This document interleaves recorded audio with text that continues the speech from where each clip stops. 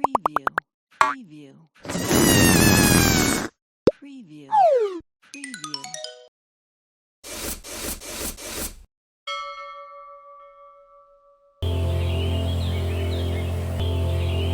सूरजगढ़ के पास एक छोटा सा गांव बनी। यहाँ वीर नाम का एक छोटा सा लड़का अपनी माँ के साथ रहता है। वीर बहुत समझदार, होनहार और हमेशा दूसरों की मदद करने वाला एक नेक लड़का है। उसकी माँ अनीता मुखिया के खेतों में काम करके किसी तरह अपने बेटे को काबिल बनाना चाहती है। अनीता खेत में काम कर रही है, तभी वीर वहां आता है। माँ, तुम दिन रात इतनी मेहनत करती हो, फिर भी हम गरीब क्यों हैं? बेटा, जब तू पढ़ लिख कर बड़ा आदमी बन जाएगा तो हमारे भी दिन अच्छे हो जाएंगे। हाँ माँ, बड़ा होकर मैं खूब सारा पैसा कमाऊंगा। हाँ हाँ बेटा, अब घर जाकर कुछ खा ले। मैंने तेरे पसंद की भिंडी बनाई है। बस माँ, अब तू भी चल, तेरे हाथ से ही खाऊंगा। तू चल, मैं काम खत्म करके आती हूँ, वरना मुखिया जी नाराज हो जाएंगे। वीर वहां से चल देता है। रास्ते में उसे मुखिया की लड़की रिया मिलती है, जो उसी की कक्षा में पढ़ती है। अरे वीर, मैं तो तुम्हारे ही घर जा रही थी। अच्छा हुआ तू यही मिल गया। क्या बात है रिया, कोई काम था? हाँ, वो गणित का होमवर्क समझ में नहीं आ रहा है। चलो मैं बताता हूँ, साथ में अपना भी कर लूंगा। हाँ, फिर हम आम के बाग में खेलने चलेंगे।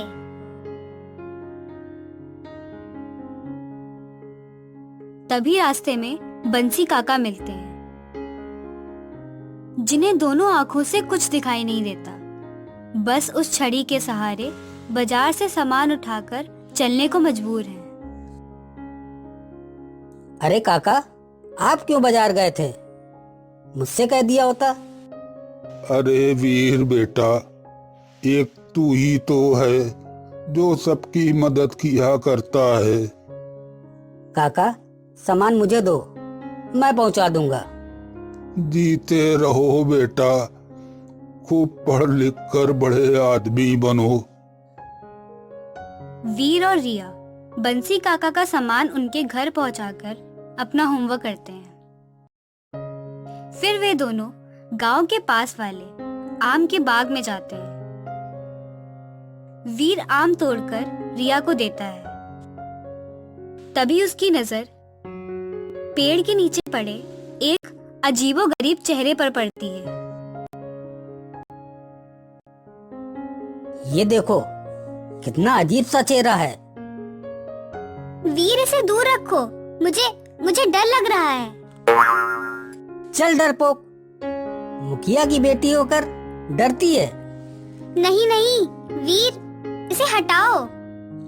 चलो, अब से अगर तू मेरी बात नहीं मानेगी तो तुझे डराने के ही काम आएगा। वीर उस चेहरे को अपने पास रख लेता है। दोनों कुछ देर खेलने व मीठे आम खाने के बाद अपने अपने घर को चले जाते हैं। सुबह अनीता खेत में जाने की तैयारी कर रही है। तभी माँ, आज मेरे स्कूल की छुट्टी है, तो तू घर पर आराम करेगी। लेकिन बेटा, खेत में बहुत काम है। 3 दिन में पूरी फसल काटनी है। माँ, आज मैं तेरी एक नहीं सुनूंगा। बस तू घर पर रहकर अच्छा सा खाना बना, मैं खेत पर जाता हूँ। ठीक है बेटा, लेकिन तू पूरे दिन धूप में काम मत करना। आम के बाग में थोड़ा आराम कर लेना। मैं दिन में तेरे लिए खाना लेकर आती हूँ। ठीक है माँ, अपना ख्याल रखना, मैं चलता हूँ। वीर अपनी माँ को मनाकर खेत में चला जाता है। साथ में वो चेहरा भी ले जाता है। वीर एक पेड़ के नीचे बैठा है। तभी उसकी माँ खाना लेकर आती है।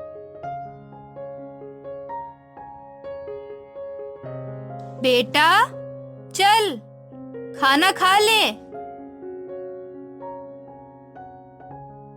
आया माँ, क्या लाई हो? बेटा तेरे पसंद की खीर पूड़ी है। ठीक है माँ, बड़ी जोर की भूख भी लगी है। मैंने तेरा सारा काम कर दिया। अरे बेटा अभी तो बाग की फसल काटकर गट्ठा लगाना है। अरे मेरी प्यारी माँ, सारी फसल कट गई, सब एक जगह गट्ठर बनाकर रख भी दी।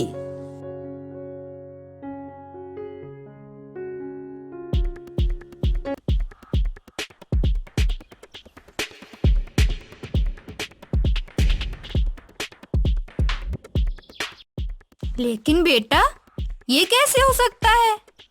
इसे तो 4 लोग भी एक दिन में नहीं कर सकते। फिर तूने अकेले कैसे किया? माँ बस हो गया, मैं तो ये चेहरा पहनकर काम कर रहा था। मुझे पता भी नहीं चला, जब इस चेहरे को हटाया तो सारा काम हो गया था। बेटा ये तो चमत्कार है, ऐसा कैसे हो सकता है? चल घर चल, तू थक भी गया होगा। वो दोनों घर चले जाते हैं। गांव के लोग आपस में किसी बात को लेकर चर्चा कर रहे हैं। ऐसे तो सारे गांव में सूखा पड़ जाएगा। हाँ भाई, यही तो एक तालाब व कुआं है जो सारे गांव व खेतों की प्यास बुझाता है। हाँ बेटा, इसका भी पानी धीरे धीरे सूखता जा रहा है। मेरी मानो तो हमें इंद्रदेव को प्रसन्न करने के लिए पूजा करनी चाहिए। हाँ, बात तो ठीक है पंडित जी की। हाँ, वरना हमारे मवेशी व फसलें सब खराब हो जाएंगी। तभी वीर वहां आता है। क्या बात है, आप सब इतना परेशान क्यों हैं? वीर बेटा, पूरे गांव पर घोर संकट आने वाला है। गांव में सूखा पड़ने वाला है। अब तो ऊपर वाला ही कुछ कर सकता है। तभी वीर वो चेहरा पहनकर कुएं में देखता है।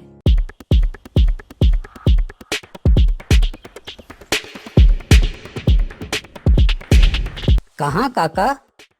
कुआं तो पूरा पानी से भरा है। क्यों मखौल कर रहे हो बेटा? ये गंभीर विषय है। नहीं पंडित काका, मैं भला ऐसा कैसे कर सकता हूँ? आप ही देख लीजिए।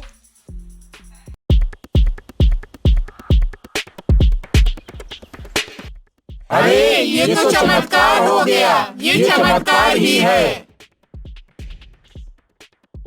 लेकिन तालाब तो सूखा ही है। चलो तुम लोग जरा तालाब को तो देखो, मैं भला कैसे देख सकता हूँ। नहीं काका, आप निराश क्यों होते हो? एक दिन आप सभी कुछ देख पाएंगे। इतना कहकर वीर उन्हें ले जाने के लिए उनका हाथ पकड़ता है। वीर बेटा, तुम्हारा हाथ पकड़ते ही मुझे कुछ धुंधला सा दिख रहा है।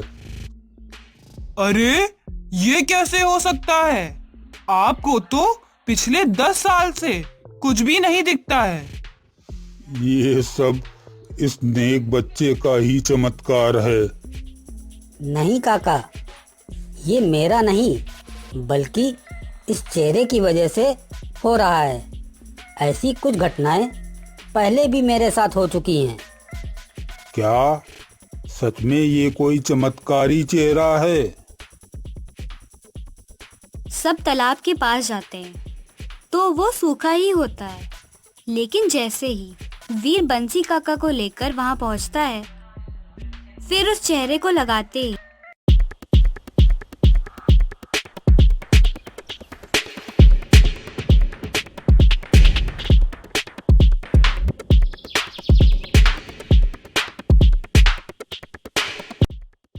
ये तो वाकई में आश्चर्य की बात है। हाँ वीर बेटा, ये जरूर तुम्हारे अच्छे कर्मों का ही फल है।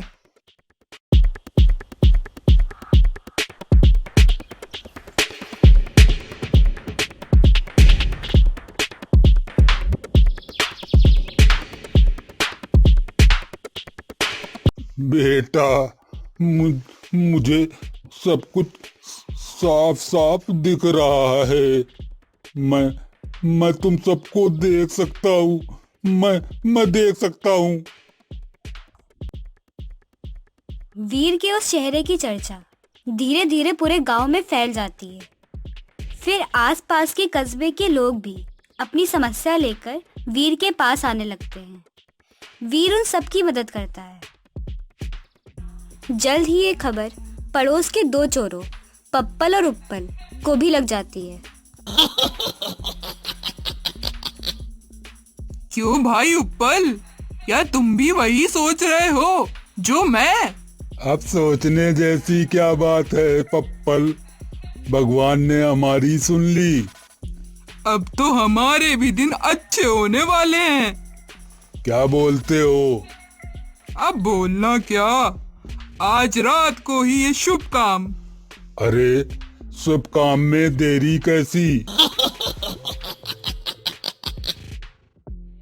उसी रात वो दोनों वीर के घर चोरी करने पहुंच जाते हैं। अरे उप्पल, आज तो कुबेर का खजाना हाथ लगा है। अरे जल्दी करो, बस इसे सुरक्षित जगह पर ले चलो। हाँ हाँ, मुझे तो सब्र ही नहीं हो रहा है। दोनों उस चेहरे को लेकर अपने घर आते हैं। ए पप्पल, सबसे पहले क्या मांगा जाए? अरे इसमें इतना सोचने की क्या बात है, सोने से बढ़कर और क्या। तो पहले मैं इसे पहनता हूँ। ए जादुई चेहरे, मेरा घर सोने से भर दे।